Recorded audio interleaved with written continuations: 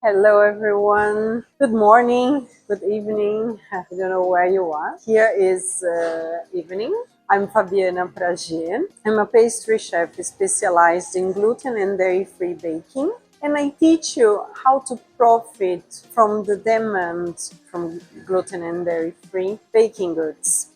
First of all, if you like the videos, if you like this kind of content, just like this video and follow me for more. You know what to do, right? Well, we are here in this kitchen today to talk about some people. They want to have their own business, their baking business, but they don't know how to start them. I'm going to tell you how. It's difficult to start a business. It's not difficult, it's not very complicated, but it requires time and effort. And of course, time, effort, some organization, focus, which nowadays with all the distractions is not very easy. But to open a business is a question of organization. Organization is the most important thing. Well, the first thing is what do people ask me, how long it takes to set up, to do all the paperwork. I would say 3 months. 3 months is more or less the time it took for me to do it. But my mom used to say something. If you give yourself 30 days to clean your flat, it's going to take 30 days. But if you give yourself 3 hours, it's going to take 3 hours. Which means if you set up an agenda when you want to do what and you follow, you will know. The thing is, when I started here in the UK, I didn't know. I had a business before. We are not going to talk about it now, but I didn't know exactly how things work here in the UK. And then it took me 3 months. I started working from home, but when it came to like baking and selling from home, but when it came to, but even working from home, you need to have all your presentation and everything. When I started, I did all the paperwork and I did my presentation, the branding. I was defining which products I wanted to sell. I called a friend and we started to do it together in my dinner table. Valentina, she'll never forget this time because we did a lot of research and we were working 2 days a week together in order to do everything. And that because we didn't really know how to do the paperwork and we only had these 2 days, it took us 3 months to have everything ready. When it came to sell to other customers outside my circle, my friends and my neighbors, I did another kind of research for the products because I was selling tarts. I love to sell tarts. I think a very, very nice tart, savory or sweet, nice quiche when this is gluten-free and you just don't notice is one of the best dishes ever. I love a slice of quiche with salad, and I was also baking bread.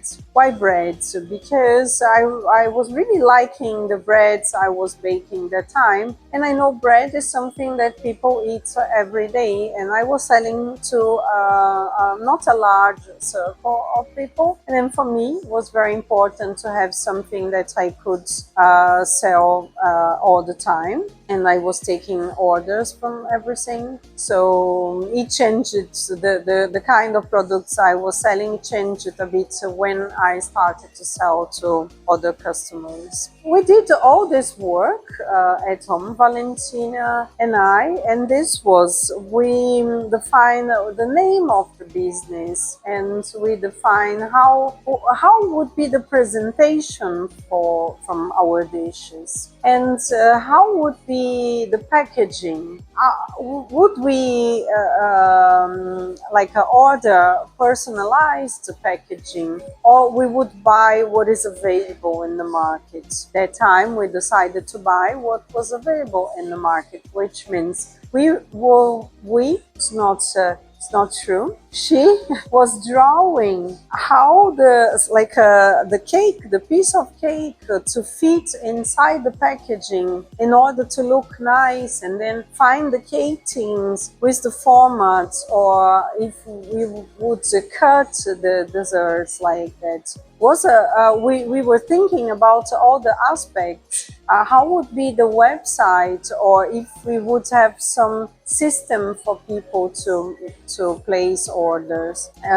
From day one, this was very simple, but this looked very professional. Nowadays, to have a platform to sell, or to have a very nice menu and everything, you don't need to spend lots of money. You have Canva and other softwares. You can even make your logo there, your visit, like a business card. And till we had everything, these 3 months, all the paperwork ready, we had to spend zero.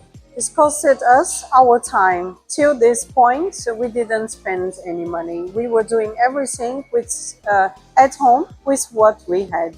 And so was the start, and so can be the start for you as well. About the 3 months is, as I said, if to do all this part, because to register with the council and things like that, you can do it online. If you take some hours to do most of the things, you don't need to take 3 months. But I would say, if you do this, if you don't have much time to do, it would take up to 3 months to do all this. And so just remembering, I started from home, and even if you start from home here, you have to register the business. And I would recommend since day one that your presentation is a presentation as a business, like have a name, have a color, have a logo to start to present yourself and take orders, and be clear, be aware, especially for yourself in the beginning, what are you offering, and if you can offer what you are offering, if you can stick to your promises, is very important. Then we go to the next step. So actually, I'm talking about the council and everything, reminding you that I'm here in the UK, in this London city. But the things we are going to talk from now, they are for every kind of business and everywhere. So for food business everywhere in the world, you need to take these steps to start. Then we'll define, for example, what are we going to sell? I talked a bit about what I was selling and why. Of course, you have to think about what gives you pleasure, but never forget that this is a business. You are selling stuff because you want to make money, and then you have to sell what you can sell, what is selling, what in a way, in a packaging that people would buy. And this requires a little bit of research. Then once you define what you want to sell, you have to think about who is going to buy, who is going to be your customer. Then together with this thought, what is your unique selling point?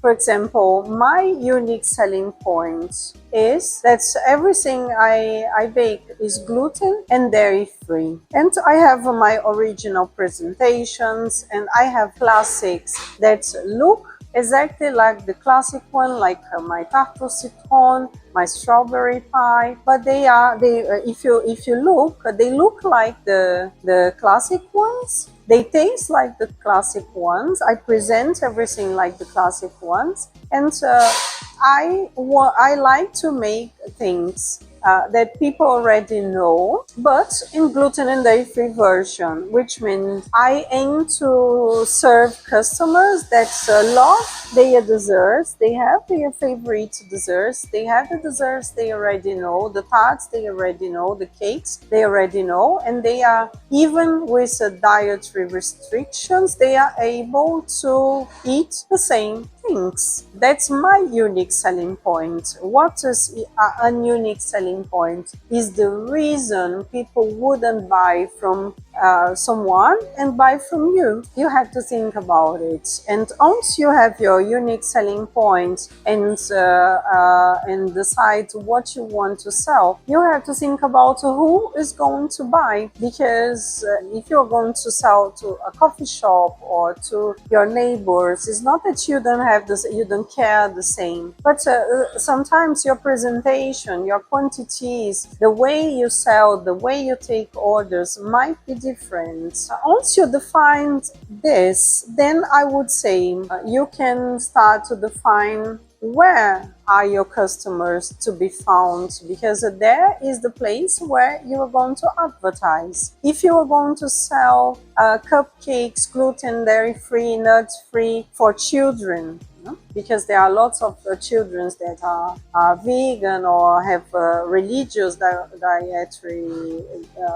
restrictions or celiacs or wherever. If you want to sell to these kids, you need to go to the magazines the moms read. You have to try to advertise at the schools and see in which publishing materials you could have a presence there, because you aim to sell to children parties at school or for children parties at home, for example. Then once you define all this, then think about a name and your style, because if you are everything in black and written in golden, you aim to find to reach the final customer, like in another level for chic parties or for nice shops or fine dining or wherever. And when you want to, for example, sell to young people, to teenagers, then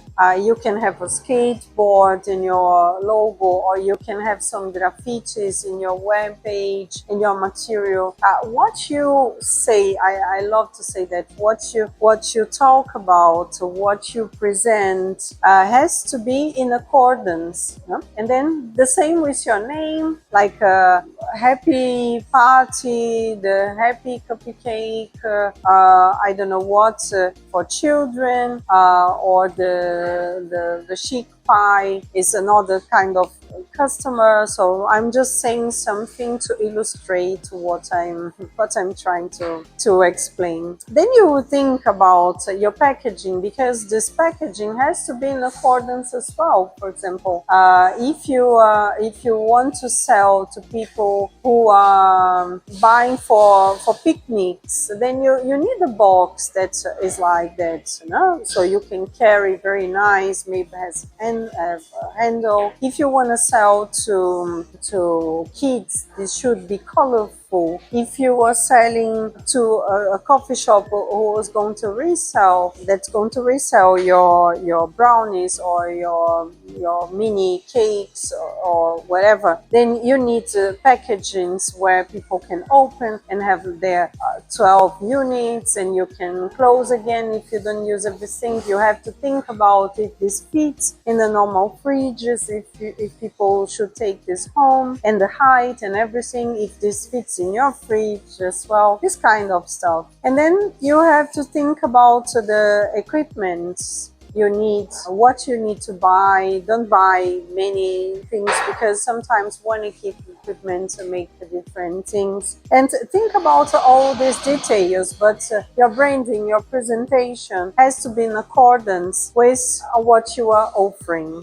you have to stick to it forever. The ideal would be, but your customers during the journey, they might change. And then you might change together with them. You might think your customer is not the teenager, it's the young people, but the young people, they are more vegans and more conscious about food because this food awareness is growing. And then you are not, you don't have the graffiti anymore. You are green and your packaging is recyclable, which should be since the beginning, but whatever. What I have to tell you is you don't have to get married forever with your branding, with your presentation, with all this in the beginning.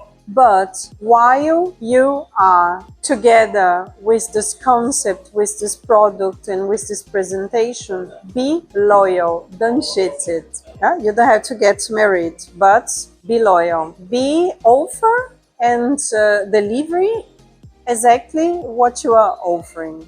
And for the public, you define. For the customers, you define in the beginning. Then we are talking about how to start a business. Then I know you are thinking about many things right now. And you are probably thinking about the things you are not good.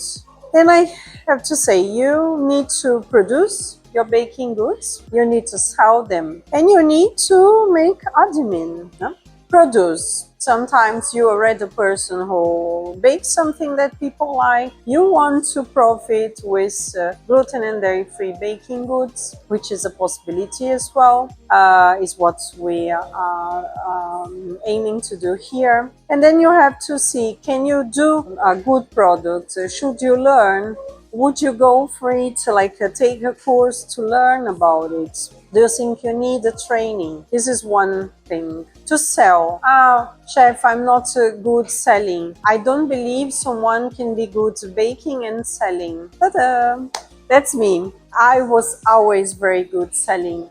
But I went to a train and I learned and I do what I love and I can bake very nice products, gluten and dairy free. You wouldn't notice that's a gluten and dairy-free baking good. Then don't let people tell you things that are not true. You can be good in different things. Of course, when you grow, like I'm not the one that are baking everything on my own, but when you grow, you need help.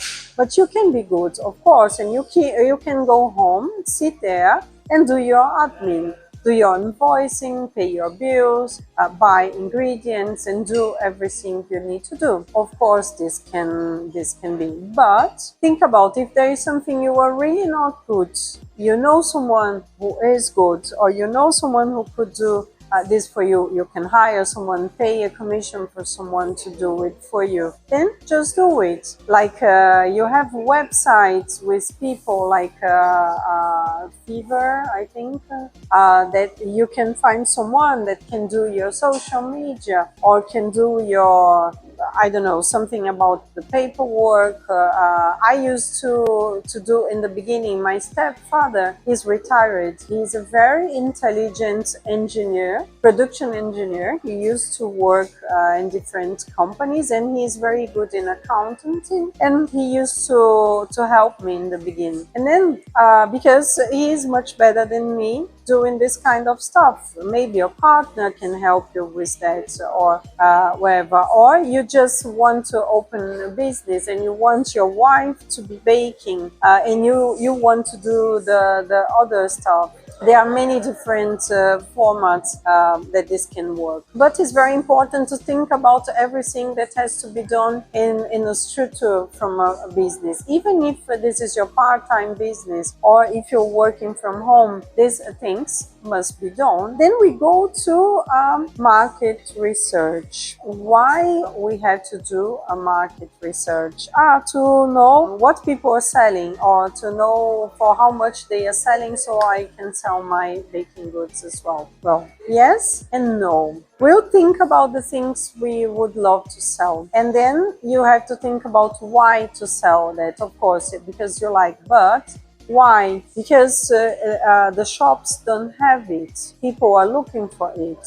They are missing. They only sell big packages. You want to sell small ones, because one of my products in the beginning was, you like celebration cakes, big ones, layer cakes with different fillings, with frosting, with toppings. I was doing small ones because we don't have birthday every day. And then I thought, okay, the people who love to eat celebration cake, they can have a small taste of it. This is one of the products, for example. You are going to look for a reason to sell your products, because when you see these gaps and you see what they are doing, you can sell the same. Yes, even, but maybe in another packaging, with another purpose, with like a they are selling something for kids. You are going to do your version for adults, for company coffee breaks and things like that.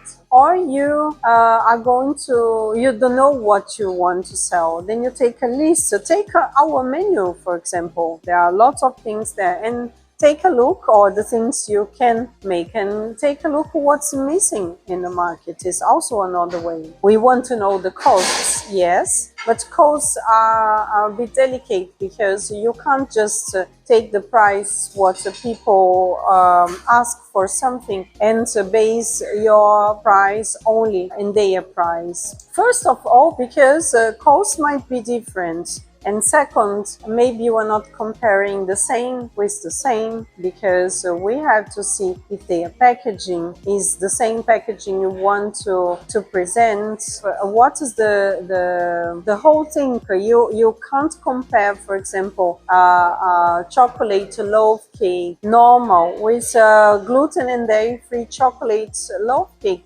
Will be much more expensive, of course, because you are using gluten and dairy-free ingredients, gluten-free flour, ground almonds. This is more expensive than wheat flour and normal butter. Then you can't compare with different things. You have to see if it's exactly the same. And if not, don't be afraid to be more expensive, as long as you can explain what's happening there, right? Why? Why the reason? You are not going to take your products to your customer showing them the price. You are taking your products and you are going to tell them the value. And if they believe that they can sell it, they can buy it, they can eat, they want to have it, the price is not going to be the problem. Believe me, it's exactly like that. And then what after this market research, what are you going to do? Start calculating your costs. And remember, your cost is not the cost of ingredients, it's the cost of ingredients as well. But it's your time, it's the packaging, it's the baking paper, the grease spray, the cake things, your time, the electricity, water. I'm baking from home, but think about, at some point you need to have a space, and then start adding this to your cost as well, because when you go to the supermarket, this is not the way, and you see something that is similar to your product and you take this price, this is not the way you will price your product. We are going to make a class here just about pricing, but basically start to think about the whole thing. Why? Once you have even if you are not having all the costs right now, from the moment you start having the costs, you can just you cannot just increase your price in 2 or 3 times, because now you have the costs, because you are presenting yourself as a business, as a company since day one. You have there your concept, you have there your products, and you have there your pricing. And in order to grow, you have to work with reality. And the clients, your customers, the shops, the final customers, they are expecting this integrity. They wanted to see you continuing doing what you were doing, not suddenly is something totally different, because you might even lose your customers. And then every change must be very delicate, and you have to think about before. And then now I'm telling you about calculating the costs is one step. Thinking about the future, like after some time, I don't know how long it's going to take for you, but thinking in this hopefully near future, you have to calculate the costs well. And then at this point, you have your calculation, you have your logo, you have your name, you have your clients, you defined who your clients are going to be.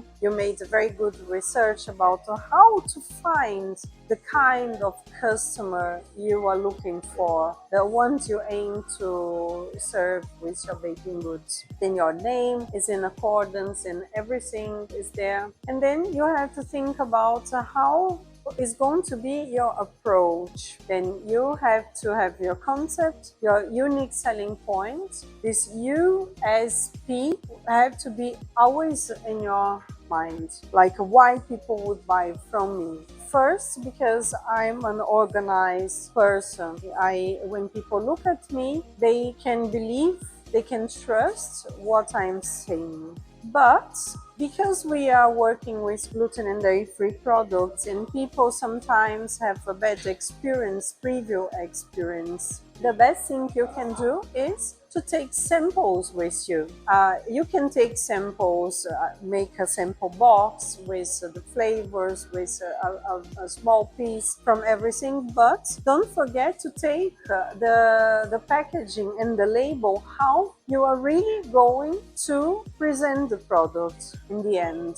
I'm talking about if you are selling in a market or in a shop, because or if someone is reselling, they need to know what are they going to receive. You must have at least packaging and labels, and you can't have pictures. You need to have the real thing for people to touch. It's very, very important. Then all this, what we talked about right now, has a name. Your logo, the thing you have to be loyal to. The name is positioning. You have your positioning, which means you know in which place you must be. Positioning, selling, everything is a strategy. Believe me, it's something you learn. If your positioning, your name, your product, the clients you are your target clients, if everything is in accordance, you will be successful, because this is a formula that works, isn't a strategy. Everybody does it. Every business does it. So for example, if you go to a vegan shop, what you see there are not cows, are not sausages, are not. You don't see red colors, because they sell greens. They sell a lifestyle, which is the lifestyle not to eat meat. They aim to tell you that eating their dishes, their greens are more healthy, are healthier. You tend to see in this kind of shop lots of white, like we see in a spa, for people to be calm. You see green everywhere, because this reminds you from the nature. You see plants, you see this kind of stuff, because this is their branding. They want you to think about being healthy. They want you to think about the nature. They want to relate good things, healthy things, nature to the food they are selling. If you want to sell, if your restaurant, if our restaurant wants to sell luxury dishes, plated desserts, golden leaves on top of the cake and things like that, is a fine dining restaurant. They have very, very beautiful lighting, decoration, furniture. They have a waitress dressed well, prepared to say, Madame, please sit down. Here is our menu, very proud. Here we have not our pistachio ice cream. We have our gelato with pistachios from I don't know, like Italian, Sicilian pistachios with a sauce from I don't know what, because this is their branding. If you know exactly how to sell, if the right customers come to you, if your product is in accordance, you are going to sell. Can you sell without positioning? Yes, but what is the collateral effect? Like I'm going to make a very nice cake, a brownie, pão de queijo is the cheese, Brazilian cheese bread. I don't know, I'm going to do anything. If my customer is paying more, he gets a better packaging. If not, I don't know. So I do something very simple. I didn't think about my packaging, but I aim to sell in a very luxury delicatessen because they pay more. So the collateral effect is people will think your product is expensive. Oh, but I sell it very cheap. Doesn't matter, because the same thing. If I come to you with I don't know, this chef jacket, and I just tell you it costs £100. You say, what? For a chef jacket? £100? Are you crazy? Because you are thinking about what? You are thinking about the shops that maybe they sell it cheaper. You see online, you don't see the fabric.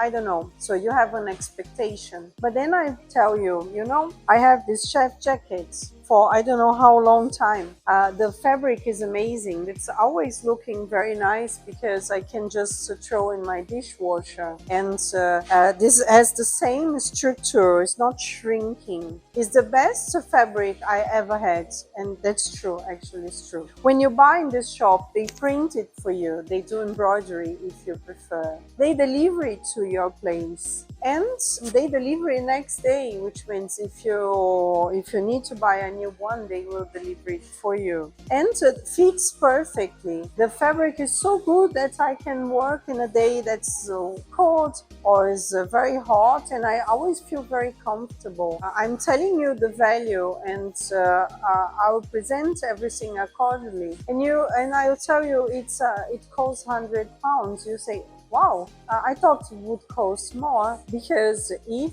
everything is not in accordance, this is one of the collateral effects. You might be selling things to the wrong people. Let's say I thought about the vegan, the fine dining, but another collateral effect that is the most common is that you are not selling. You are just not sell, because if what you were selling, how you were presenting, your concept, your positioning, your everything is not corrected to the right people, you are not going to sell. And then sometimes you say, they don't like my product. No, you might be trying to sell to the wrong people or to the right people, but with the wrong presentation. All this must be in accordance. Take a look at the presentation from the stuff in the places where you want to buy. Test, pack something, buy small quantities,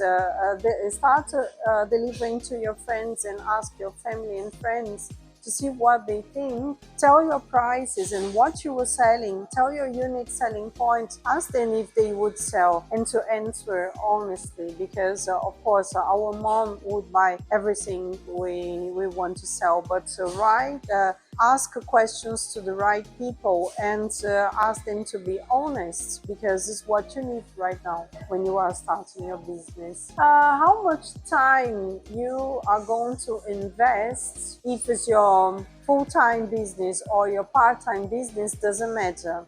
The positioning, all the things you have to create, they are working for both. And think about your part-time work today can be your full-time work tomorrow, and can be your company in the future. because you want to be proud about how you started as well. Can be small, can be with little money, but you want to have your story to tell, and you need a story to tell because people have all respect for work for your start. And this is very important. When you are doing your positioning, there's one more thing I forgot to talk about. Your positioning is the thing you have to be loyal to. Once you define what you are selling, how you represent and to who, and you are being loyal to it. For example, what you want to do is supply retail shops. You want to sell to someone, to the shops, to the delicatessens that are going to resell your product. Then you start doing this. You choose your packaging, you know what clients are buying, and you know the customers from your delicatessens and blah blah into your neighborhood.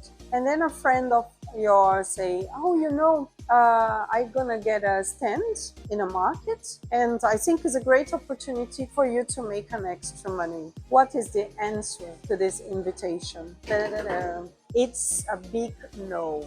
Oh, chef, but I need money. Yes, you need money, but everything is a time consuming. And if you aim to grow what you were doing, if you aim to sell to delicatessens, what you are going to do with your time? You are visiting other shops. You have time. Visit other shops. The money you are missing the whole weekend in this street market, you're going to make in the near future. If you are working in this weekend, preparing samples to go to other shops, creating your new products, learning how to make new products, working in your packaging, how to improve your packaging in order for your delicatessen, your client to sell more. If there's something you could do to increase their sales, because if they sell more, you sell more. Once you start your business, never ever ever think you have free time.